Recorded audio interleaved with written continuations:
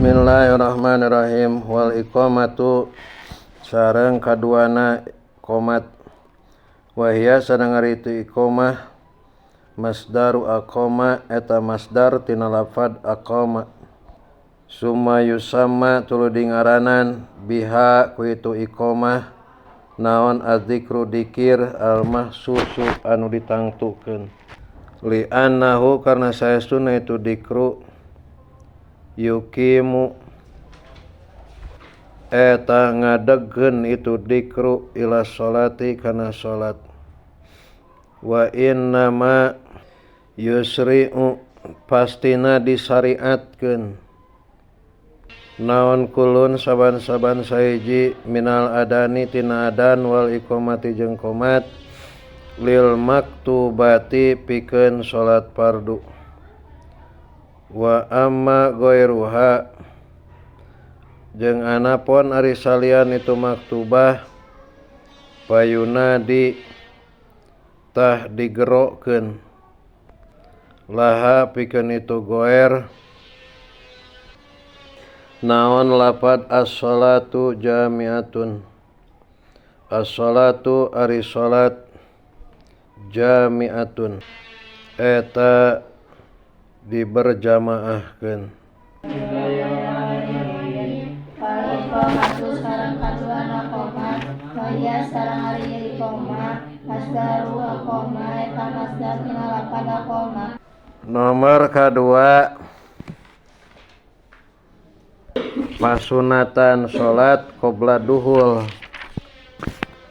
nyaeta qomat. Pangna disebut qomat sabab li annahu yukimu ila sholah. Sabab eta dikir teh pikeun ngadegkeun kana salat. Tegasna ngabejaan bahwa salat rek diadegkeun. Ari adzan jeung qomat eta teh ngan wungkul pikeun salat fardu. Naon sababna? Sabab pikeun salat sunat anu diberjamaahkeun mah ulah ku adzan jeung qomat tapi ku lafad as-sholatu jami'atun. Wa sunanuha jeung ari pirang-pirang pasunatan itu salat ba'da duhuli dina sabada duhul sabada asup waktu. Piha dina itu salat sayani eta dua perkara. At-tasyahhudu tegasna kahiji tasyahud al-awalu anu awal. Wal kunutu jeung kaduana kunut fi subhi dina salat subuh. Ae fi i'tidali rakaati tegasna dina i'tidal rakaat asaniyati anu kadua minhu tina itu subhi. Wa huwa sareng ari itu kunut lugatan ceuk lugot ad-dikru eta dik ad-du'a eta du'a.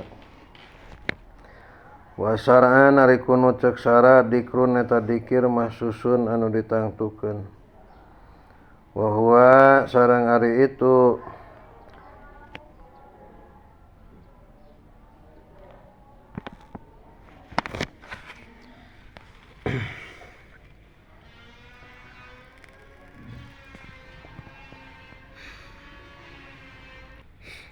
Allahumma ya Allah ihdi muga maparin pituduh Gusti ni ka abdi piman sarta jalma hadaita anu tos maparin pituduh Gusti ka man wa afi sareng muga ngaraksa Gusti ni ka abdi afaita anu tos ngaraksa Gusti ka man.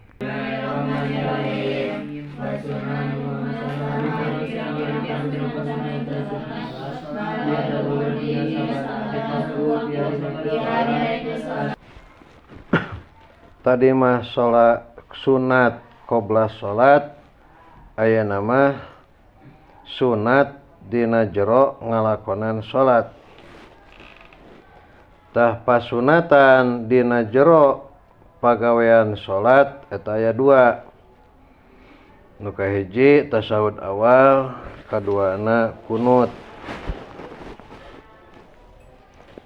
Tah nu 2 ieu tasahud awal jeung kunut ieu teh kaasupkeun kana sunat abad. Sabenerna mah hari sunat abad mah loba. Sabenerna mah anu dieu mah dicaritakeunna 2. Geura sunat abad teh tingali sarahna dina qauluhu sayani. Aya wah tengah-tengah. Ya ridu al musannif kama qalahu al Manawfi fi syarhihi naon asya'u akharu. Tusanu disunatkeun fi sholati dina salat kas sholati seperti maca sholawat ala nabi ka Kangjeng Nabi sallallahu alaihi wasallam fi tasyahudil awali dina tasyahud anu awal wa alal ali jeung maca sholawat ka keluarga fil akhiri dina tasyahud akhir wal qu'udi jeung sunat diuk likulin pikeun saban-saban sahiji minhuma tina itu tasyahud awal jeung tasyahud akhir. Wassalatu jeung sunat maca sholawat alai ka Kangjeng Nabi sallallahu alaihi wasallam fil kunutin na kunut wal qiyami jeung nangtung laha pikeun itu salat wabil jumlati jeung kalawan gemblenganana. Pal abadu makari sunat abad isruna eta 20 at-tasyahudul awalu tegasna kahiji tasyahud awal wal qu'udu jeung kaduana diuk lahu pikeun tasyahud awal wassalatu jeung kaduana maca shalawat ala nabi sallallahu alaihi wasallam ka Kangjeng Nabi sallallahu alaihi wasallam ba'dahu dina sabadana itu tasyahud awal wal qu'udu jeung sabaraha kaopat diuk laha pikeun itu tasyahud awal wassalatu jeung maca sholawat alal ali ka keluarga ba'dal akhiri dina sabada tasyahud akhir wal qu'udi jeung diuk laha pikeun itu sholawat alal ali wal kunutu jeung kunut wal qiyamu jeung nangtung lahu pikeun kunut wassalatu jeung maca sholawat fil akhiri ala nabi ka Kangjeng Nabi sallallahu alaihi wasallam ba'dahu dina sabadana kunut wal qiyamu jeung nangtung laha karena itu salat ala nabi wassalatu jeung maca sholawat alal ali ka keluarga wal qiyami jeung ngadeg laha pikeun itu salat alal ali wassalati jeung maca sholawat ala sahbi ka para sahabat wal qiyami jeung nangtung laha pikeun ieu salat ala sahbi wassalami jeung maca salam ala nabi ka Kangjeng Nabi sallallahu alaihi wasallam wal qiyami jeung ngadeg laha pikeun ieu salam wassalamu jeung maca salam alal ali ka keluarga wal qiyamu jeung nangtung lahu pikeun itu salam wassalamu jeung maca salam ala sahbi ka sahabat wal qiyamu jeung nangtung lahu pikeun itu salam. Yang tinggal 163 qauluhu fi subhi atawa nu luhur heula pangluhurna pisan qauluhu wal kunutu wa yukrahu jeung dimakruhkeun naon itolatul kunuti manjangkeun kunut kata syahudi saperti maca tasyahud al awali anu awal lakin yustahabu tetapina disunatkeun lahu pikeun jalma naon al jam'u ngumpulkeun baina kunutin Nabi sallallahu alaihi wasallam antara kunutna Kangjeng Nabi sallallahu alaihi wasallam wa sayadkuruhu jeung bakal nutur hu kana itu kunutun nabi saha as-sarihus sarih wa baina kunuti Umar jeung antara kunutna Umar sunat dihijikeun. Terus ayeuna kana fi subhi wa yustahabu jeung disunatkeun naon al kunutu kunut fi kulli sholatin dina saban-saban salat fi tidali rakaati dina itidal rakaat al akhirati anu akhir minha tina salat lin najilati karena perkara anu turun nujilat najalat anu turun ieu najilah lakin layusanu tetapina teu disunatkeun naon as-sujudu sujud sahwi litarkihi karena tinggalna itu kunut najilah li'annahu karena sesuna kunut najilah laisa eta lain ya kunut najilah minal abadi eta tetep tina sawareh pirang-pirang sunat abad. Jadi kunut najilah mah lain sunat abad gitu. Wa najilatu jeung ari najilah kakohtin eta seperti paila wa ta'una jeung ta'un wa aduin jeung musuh alal mu'tamad cekal mu'tamad. Terus kahanapna 5 jajar wala yusanu masul wajhi ayo wala yusanu jeung teu disunatkeun naon masul wajhi ngusap beungeut akibat du'ai dina sabada ngadua fi sholati dina sholat seperti bieu tos maca kunut teu disunatkeun ngusapkeun beungeut ngusapkeun leungeun kana beungeut.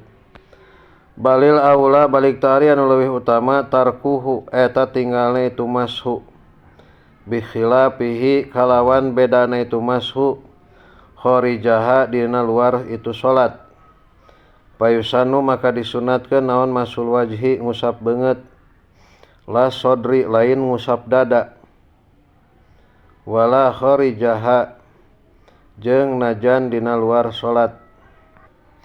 Terus kana qauluhu lugotan ad-du'a'u eta kila dicaritakeun naon lapad bi khairin ngadua kaalusan wakila jeung dicaritakeun naon lapad mutlaqon kalawan mutlak kama fi shalah wa syara'an atpun ala qouli lugotan wa qauluhu dikrun mahsus ae mustamilun tegasna anu ngawengku ala du'ain kana du'a wa syanain jeung kana ngalem ka qaulihi saperti ucapan jalma lapad Allahumma gfirli ya ghafur Allahumma ya Allah ighfir muga ngahampura Gusti li ka abdi ya ghafuru haidat anu maha ngahampura. Cukup kunut teh sakitu matak bisi ieu mah salat subuh kaberangan jam 7 karek kudang salat subuh jam 7 kodok tah asupna maka ulah lamun deuk make kunut ulah Allahumma hdini fiman hadait make kunutna nu ieu we Allahumma ighfirli ya ghafur fa qauluhu ighfirli maka dawan musannif lafad ighfirli du'aun eta du'a wa qauluhu jeung dawan musannif lafad ya ghafur sanaun eta sana jadi geus cukup eta teh. Wa kadzalika jeung eta tetep saperti itu Allahumma ighfirli ya ghafur qauluhu ari ucapan jalma lafad warhamni ya rahim irham muga mikawelas Gusti ni ka abdi ya rahimu haidat anu maha welas asih. Wa qauluhu jeung omongan jalma lafad wal tub bi ya latif wal tub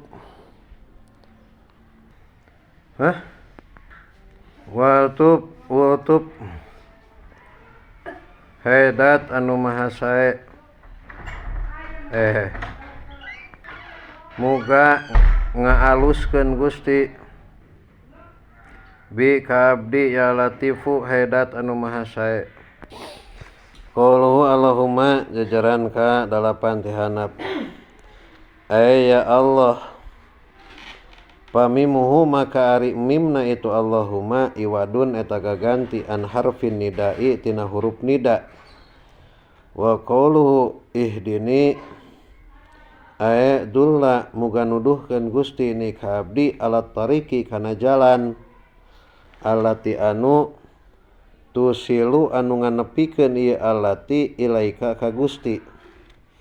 Wal ityanu jeung ari ngadatangkeun bidomiril ifradi kalawan domir mufrad bi hakil munfaridi eta tetep dina hakna munfarid anu salat sorangan.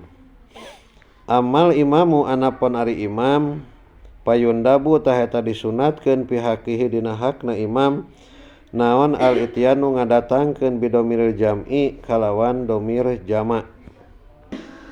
Wal kunutu jeung ari kunut fi akhiril witri dina akhir salat witir bin nisfi anu tetep dina satengah asani anu kadua min syahri Ramadan tina bulan Ramadan wa huwa jeung ari itu kunut fi akhiril witri ka kunuti subhi eta tetap seperti kunut subuh al mutaqaddimi anu geus ti heula fi mahalihi dina tempatna itu kunuti subhi. Walabdihi jeung lapadna itu kunuti subhi. Wala yata'ayyanu jeung teu narima tangtu naon kalimatul kunuti pirang-pirang kalimah kunut as-sabiqati anu ti heula. Palau qonata maka lamun kunut musolli bi ayatin ku saayat Quran tatadammanu anu nyimpen ieu ayat nyimpen atawa ngandung ieu ayat duaan kana doa wa qasada jeung ngamaksud musolli al kunuta kana kunut hasolat tahasil naon sunatul kunuti pasunatan kunut. Wal kunutu fi akhiril witri sunah deui kunut dina akhir bulan Ramadan setengahna dina salat witir. Jadi setengah bulan Ramadan dina akhir salat witir. Cara namah jeung bacaan kunutna akur jeung dina salat kunut dina salat subuh. Malah kunutna teh bisa kulapad anu sejen asal nyumponan kana ta'rif kunut. Nu kumaha ta'rif kunut teh kamari? Buktina naon? Buktina eta si kunut teh ngawengku kana doa jeung ngalem. Jadi sampamana ayeuna kunut subuh atawa kunut witir akhir Ramadan dina setengah Ramadan maka teu nanaon ku ayat Quran asal eta ayat Quran ngawengku kana naon? Doa jeung ngalem. Ngali kurung palau konata ya tengah-tengah rada hanap setik.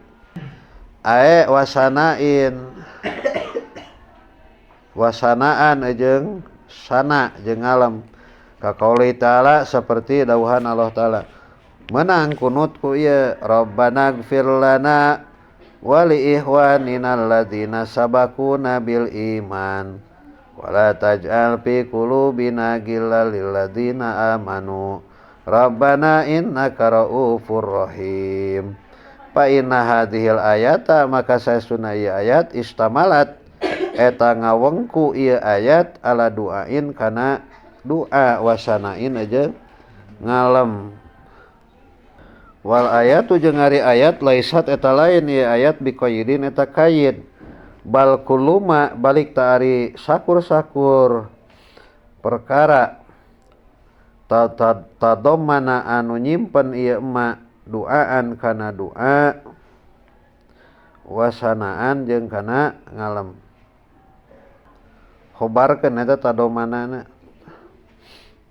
Bal kulu mah balik tari sakur-sakur perkara tadomana eta anu nyimpen ieu mah duaan kana doa wasanaan jeung ngalem. Jadi lain masalah ayatna nya eta mah lain kaid. Nu jadi masalah nama ayat anu nyimpen anu ngandung kana naon? Doa jeung ngalem.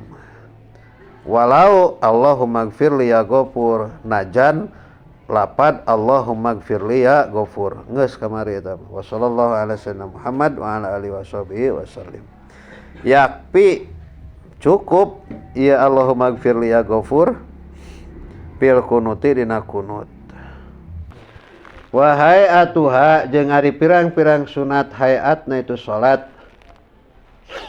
Ay as-salati tegasna salat wa arada jeung naja musannif bi hayatiha ku hayatna ku hayat na itu salat ma eta perkara laisa anu lain ya ma ruknan eta rukun piha dina itu salat wala jeung lain wala ba'don jeung lain tina abad salat yujbaru anu ditambal ieu ba'don bisujudi sahwi ku sujud sahwi khobar tina hayatuha hom sata asyara eta 15 naonana khislatan tingkahna raf'ul yadaini tegasna kahiji ngangkat leungeun dua ingda takbiratil ihrami nepika dina nalika takbiratul ihram ila hadwi man kibaihi nepika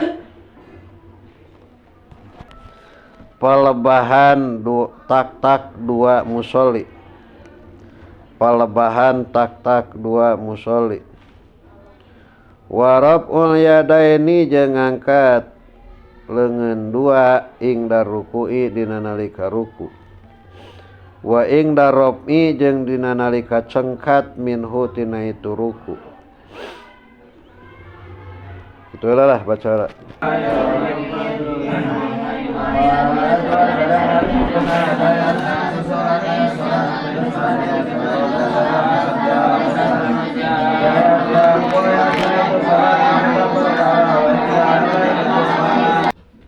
wahai atuha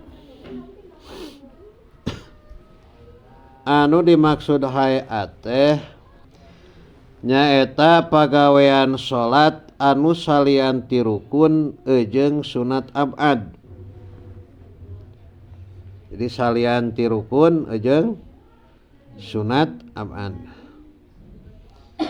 Di dieu musonib kana sunat hayat teh nyaritakeun 15. Jadi aya 15 sunat hayat. Nu kahiji raf'ul yadain indak takbiratul ihram. Ngangkatkeun leungeun dina nalika takbiratul ihram. Jadi ngangkat leungeun dina takbiratul ihram teh eta kaasupkeun sunat hayat. Halaman 175 jajaran kahiji. Eta wa hikmatu raf'il yadaini jeung ari hikmahna ngangkat leungeun dua al isaratu eta isyarah ila tarhima kana ngalungkeun perkara siwahu anu tetep ieu mah selain Allah wal iqbalu jeung madep bikulliyatihi kalawan sakabehna musolli ala sholatihi kana sholatna musolli awil isaratu atawa isarah ila raf'il hijabi kana ngaleungitkeun hahalang bainal abdi antara hamba wal ma'budi jeung dat anu diibadahan Wakila jeung dicaritakeun naon lapad hikmatuhu. Hikmatuhu ari hikmahna itu rabu ayaro eta yen ningali hu kaitu musolli saha al asomu jalma anu torek payalamu makanya hueun ieu asom anahu kana saestuna musolli dakhala eta geus asup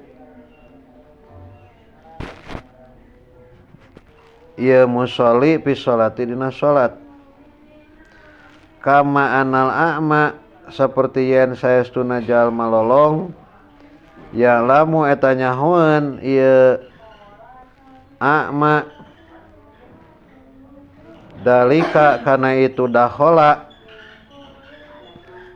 pisolah bisimaihi kalawan pangdengena a'ma at-takbiro kana takbir palidalika maka kulantaran itu a'ma tuliba disuprih naon al jahru narikeun bihi kana itu rabu. Jadi jalma anu torek mapan mang imam ngageleger ge Allahu akbar jongjon we eta mah pan bonge ngaranna oge tari ngangkatkeun leungeun mah gitu kadeuleueun pan gitu jadi mere beja gitu.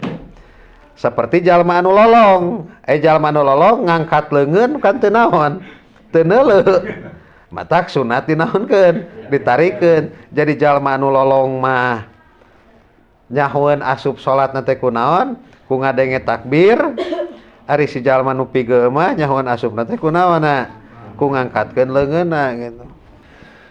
Kila jeung dicaritakeun naon hikmatu ari hikmahna itu rabu annal kufaro eta saestuna pirang-pirang jalma kafir kanu eta bukti ya kufar ida shollu eta di mana-mana salat ieu kufar ja'alu eta tong salat tu ibadah we nya ceuk manehna ja'alu eta ngajadikeun itu kufar asnamahum kana pirang-pirang patekongna kufar tahta abatihim dina handapeun pirang-pirang kelekna itu kufar handapeun kelek pasuri'a maka disyariatkeun naon raf'ul yadain ngangkat leungeun dua tabarruyan karena lulubaran ming dalika tina itu fi'lul kufar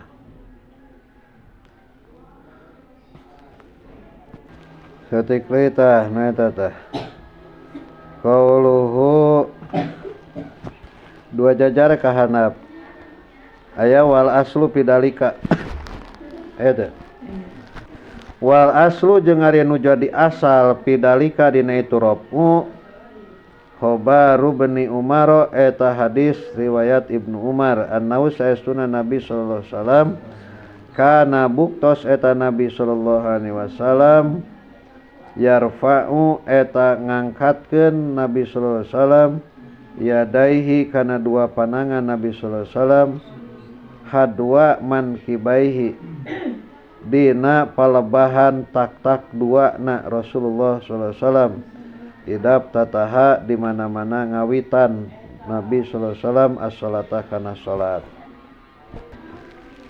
ila hadwi taqauluhu ila hadwi mankibaihi ae muqabilihima muqabalahima hima tegasna ngabandingan itu mankibaih biang tahadi ku sapertian malebahan naon atropu asabihi pirang-pirang tungtung pirang-pirang ramona musolli a'la udunaihi kana luhur ceuli duana musolli wa ibhamahu jeung pirang-pirang jempolna musolli sahmataihima kana pentil ceuli, 2 pentil ceuli atawa naon 2 daun telinga. Itu udunai wa kapahu jeung 2 dampal leungeun jalma man kibaihi lain jalma musolli tadinya man kibaihi kana 2 tak-tak jalma musolli ma'ajali batnihima sarta ngajadikeun dampal leungeunna itu kapah ilal kiblati ka kiblat jeung nyondongkeun pirang-pirang tungtung ramona itu asobi sayan kana perkara qalilan anu saeutik ilaiha ka itu kiblat. Walau lam yumkin maka lamun teu kongang hu ka musolli naon arrafu ngangkatkeun illa bijiyadatin kajaba kalawan nambahan al masru'i kana nu disyariatkeun aw naksin atawa ngurangan anhu tina itu masru' ata tah ngadatangkeun musolli bil mumkini kana sabisana. Fa in qadara maka lamun kawasa musolli alaihima kana itu ziyadah alal masru'i aw naksin ata tah ngadatangkeun musolli bijiyadati kana tambah li'anna fiha karna saestuna eta tetep dina ieu ziyadah al ityana ari ngadatangkeun bil masru'i kana anu disyariatkeun ma ziyadatin sarta nambahan. Huwa ari itu musolli makhurun eta anu dipaksa alaiha kana itu ziyadah wala parqa jeung teu bedana eta tetep pirofi dina ngangkat leungeun ila hadwi man kibaihi antara nepi kana palebah tak-tak 2 musolli baina ayakuna antara yen bukti saal musolli anu salatna rajulan eta lalaki awim ro'atan tawawe wakila jeung diceritakeun naon almar'atu ari awewe tarpa'u eta ngangkatkeun ieu mar'ah ila sadyaiha nepi ka 2 susuna ieu mar'ah. Tuluy ngangkat leungeun dina nalika ruku ai ingdal huwi tegasna dina nalika turun ya langsung kana sarahna li ruku'i pikeun ruku payab tadiu maka ngawitan musolli arab'a kana ngangkat leungeun ma'ab tidak itakbiri sarta ngamimitiana takbir ingdab tidak ilhuwi dina nalika ngamimitian turun li ruku'i pikeun ruku wayam tadu jeung manjangkeun jalma at-takbiro kana takbir ba'da rafi dina sabada ngangkat leungeun hatta yasila sehingga yen tepi musolli ila ruku'i kana ruku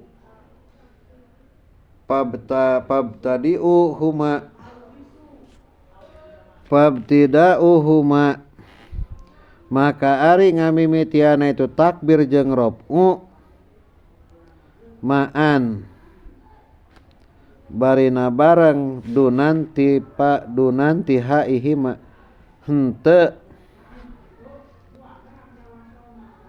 panungtunganana itu takbir jeung raf'u maca takbiratul ihram teh kudu ieu nya panjangkeun. Jadi lamun ruku teh timimiti kitu tah.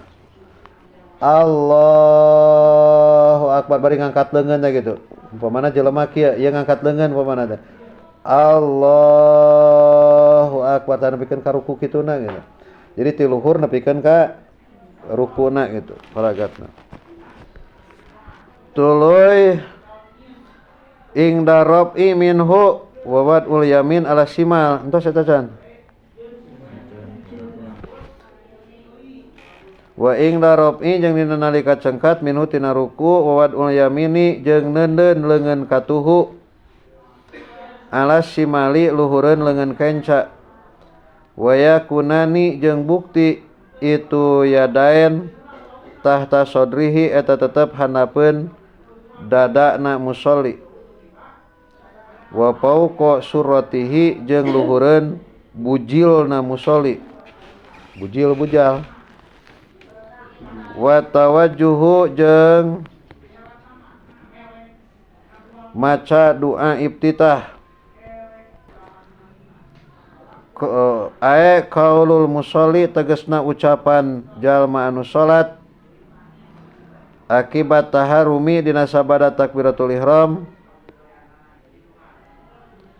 wajjahtu tegasna lapad wajjahtu madapkeun abdi wajhiya kana wajah abdi padahal maksud mah awak teh kabeh lilladzi kadat patoro anu tos ngadamel alladzi as-samawati kana pirang-pirang langit wal ardi jeung kana bumi ila akhirih nepi ka akhirna doa iftitah wal muradu jeung ari nu dimaksud ayakula eta yen ngucap saha yen ngucapkeun saha al musolli jalma nu salat ba'da taharrumi dina sabada takbiratul ihram doa al iftitahi kana doa iftitah hadhil ayata tegasna kana ieu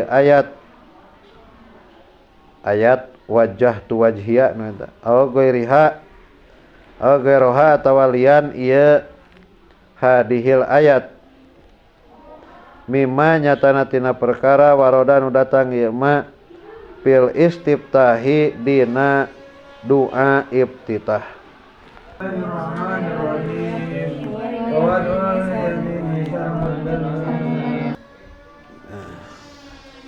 Jadi nomor kahiji sunat hayat tadi naon ngangkat dua leungeun dina takbiratul nepi ka mana lempengan tak-tak atau pelebah tak-tak ulah luhur teuing ulah handap teuing ngan dina ngangkat leungeunna nalika pas rek takbiratul ihram tuluy deui ngangkat leungeun nalika rek ruku nomor kasabaraha eta 2 katilu wa ingda rafi minhu nomor katilu tahnya ngangkat leungeun nalika rek i'tidal berarti nomor kasabaraha kaopatnya wad'ul yamin ala simal neundeun nyimpen leungeun dina hanapeun dada luhureun bujil tuluykeun ningali sarahna tuluy anu tadi wad ubat ni kapil yamini tegasna nyimpen dampal leungeun katuhu ala dhahri simali luhureun tonggong leungeun anu kenca wa kaifiyatuhu jeung ari tingkahna itu wad'u al-fudla anu utama ayak bido eta yen nyekel si musolli biyaminin kalawan leungeun katuhu kau ayasarin kana pigelang leungeun kenca wa ba'da sa'idiha jeung kana sawareh leungeun bagian handap itu yasar waros giha jeung ugel-ugelna itu yasar lil ittibai karena anut pidalika dina itu yakbido versi fikih kieu di mana luhureun bujal hanapeun bujal luhureun versi fikih lamun dina wasiatul mustofa hanapeun bujal wasiatul mustofa ieu bujal hanapeunana lamun dina tasawuf ka dieu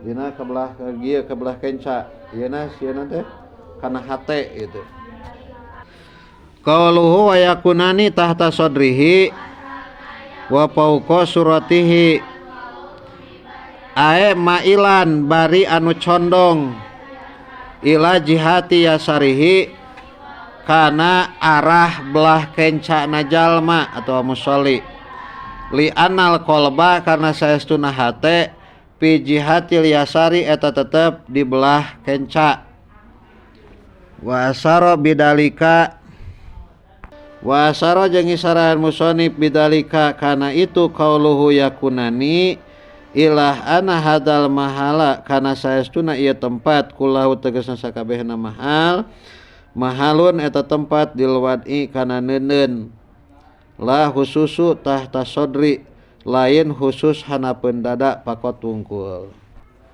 jadi rada dicondongkeun ka belah kenca sabab eta teh tempatna hate. Terus deui wa tawajuhu ay qaulul musolli tina sawareh sunat hayaat teh nyaeta maca tawajuh.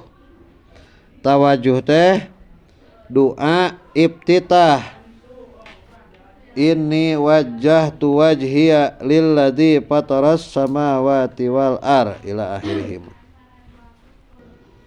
Teruskeun nya ngan pedah saeutik namahan penerangan mah kieu unggul.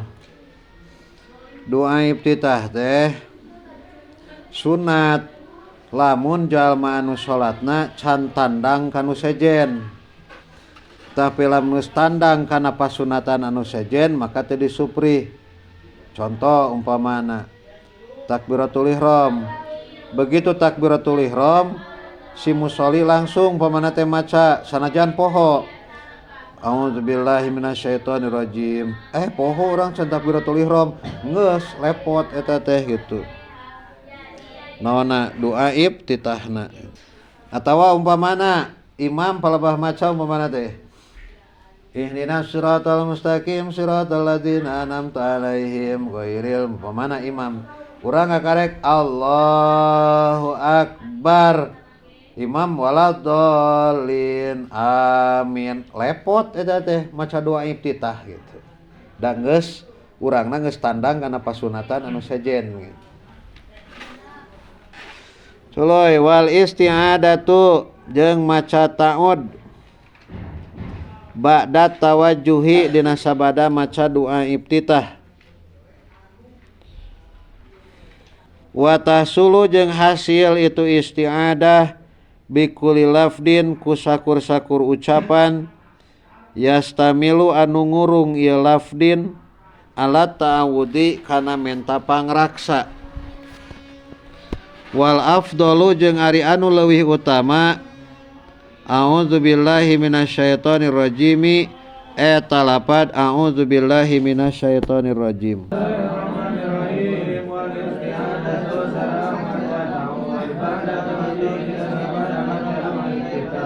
Sunat hayat teh deui nyaeta maca isti'adah menta pangraksa ka Allah. Ira waktuna dina sabada maca doa iftitah. Jadi beres doa iftitah teh ulah langsung bismillah tapi ta'ud heula. Ta'udna mah rek kulapad nu mana we gitu. Pokona mah asal doa menta pangraksa. Ngan ari nu pangafdol nama nyaeta a'udzubillahi minasyaitonir rajim. Iraha eta teh maca tauna dina tiap-tiap rakaat samemeh al-Fatihah. Lamun teu tiap-tiap rakaat minimal dina rakaat anu kahiji ulah nepikeun ka henteu dina rakaat anu kahiji mah. Qauluhu wal isti'adah al istijarati tegasna wa istiadatunya istijaratu tegasna menta kasalametan ila di manaatin ka anu ngagaduhan kakuatan ala jihatil i'tisami netepan kana arah-arah menta pangraksa bihi ka itu di manaatin minal makruhi tina anu dipikangewa. Wahia jeung ari itu isti'adah sunnatun eta sunat pikul raqatin dina saban-saban rakaat li annau kana sastuna musolli yabtadi'u eta maca ngamimitian musolli pikul raqatin dina saban-saban rakaat qiraatan kana bacaan. Wal aula jeung ari rakaat kahiji akidun eta leuwih dikeukeuhkeun lil ittifaqi karena sepakat para ulama alaiha kana itu ula. Wana mah rakaat kahiji ulah nepikeun ka henteu syukur-syukur dina saban-saban rakaat. Jadi panjang. Wataputu jeung lepot itu istiadah lepot lapur bisyuru'i kalawan tandang pil qiraati dina bacaan dina maca Fatihah walau sahwan jeung najan poho wa yasiru jeung ngalaunkeun musolli biha kana itu istiadah fi sholati dina salat walau jahriyatan jeung najan eta bangsa tarik najan salat bangsa tarik gitu. Wa kadalika jeung nya kitu deui isror teh yasiru ngalaunkeun. Wa kadalika jeung nya kitu deui yasiru du'aul ibtitahi ari doa ibtitah. Wa kadalika jeung eta tetep sakitnya kitu deui yasiru du'aul ibtitahi ari doa ibtitah bihilapihi kalawan beda itu istiadah kharijas sholati dina luar salat fa innahu maka saestuna istiadah ala sunanil qiraati eta tetep netepan kana pirang-pirang pasunatan bacaan. In jaharo lamun bukti itu qiraah eta tarik pajaharo maka tarik itu naon istiadah. Wa in siron jeung lamun bukti itu qiraah eta laun pasaro tah ngalaunkeun itu tah laun itu qiraah. Walau lam yumkin jeung lamun teu kongang hu ka musolli naon ila ahadul amroini kajaba salah sahiji dua perkara al ibtitahu tegasna doa ibtitah awit tawudu atawa ta'ud ata tah ngadatangkeun musolli bihi kana itu ahad muhafadatan karena ngaraksa alal ma'muri kana perkara anu diparentah naon bihi itu al. Jadi lamun teu kongang salah sahijina we gitu. Gambaranana umpamana nu tadi teh nya wah imam nasi mang alkib mah euy biasana ge umpamana teh paling panjang alam taro umpamana teh gitu. Ai urang kakarek takbiratul ihram sedengkeun si alkib imam geus naon geus maca amin umpamana gitu. Urang kakarek takbiratul ihram. Maka doa ibtitah kan moal mungkin. Al ibtitah jeung al-Fatihah maka datangkeun we salah sahijina. Nanti ngadatangkeun ta'udna hungkul gitu. Lamun teu kongang duanana. Terus saya karena 167 jajaran kedua qauluhu wal afdalu ya muwafaqatan. Nah eta karena ngakuran lilafdil qur'ani kana lafad al-Qur'an bi qouli ta'ala dina dawuhan Allah taala fa idza qara'tal qur'ana fasta'id nu eta ai aradda tegasna ngamaksud anjeun qira'atahu kana macana itu Quran pasta'id tah kudu menta pangraksa anjeun bilai ka Gusti Allah minasyaitoni ti setan ar-rajimi anu ditundung. Wa an ba'di ashabina jeung eta katampi ti sapalih ashab urang sadaya ashab Imam Syafi'i. Ziyadatus samiil alim ari nambahan lapad as-samiil alim ba'da a'udzubillahi dina sabada lapad a'udzubillah. Aya nu macakeun kitunya. A'udzubillahi a'udzubillahis samiil alim minasyaitonir rajim. Li khabari Nasa'i karena hadis riwayat Imam Nasa'i pidalika dina itu ziyadah. Wa makna a'udzubillahi ari makna a'udzubillah atasimu menta pangraksa abdi bihi ka Allah wal taja'a jeung nyalindung ilaihi ka Allah wa astajiru jeung nyuprih salamet bihi ka Allah. Wa qauluhu ari dawan musannif lapad minasyaitonir rajim muta'alliqun eta anu ta'alluq bi a'udzu kana lapad a'udzu wa syaitonu jeung ari setan ismun eta ngaran likulli mutamaridin pikeun sakur-sakur anu bangkar warah atawa bedegong. Wakila jeung dicaritakeun naon al muradu ari nu dimaksud bihi ku itu setan al jinsu eta jinis. Wakila jeung dicaritakeun naon al iblisu iblis. Wakila jeung dicaritakeun naon al qorinu qorin nu ngabarengan. Wa huwa jeung ari itu setan imamin sato eta bohnaha tina lapad sato artina kaduruk. Idah taroko di mana-mana narima kaduruk itu setan. Aw min satona atawa tina lapad satona artina jauh. Idah bauda di mana-mana jauh itu setan ani rahmati tina rahmat.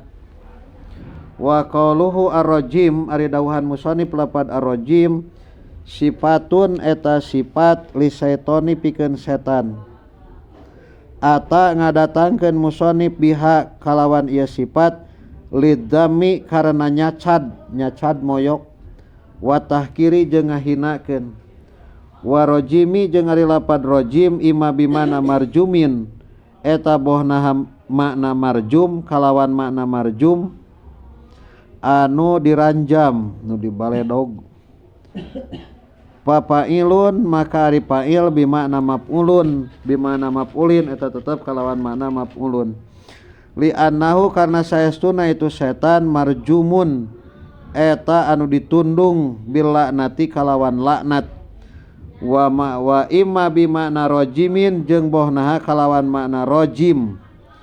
Papailun maka wajan fa'ilun bimana fa'ilin li annahu karna saestuna itu setan rajimun eta anu dirajam linnasi pikeun jalma-jalma. Rajim di dinya mah berarti anu maledog. Rajimun eta anu maledog linnasi ka jalma-jalma bil waswasati kalawan waswas. Tulah wallahu a'lam.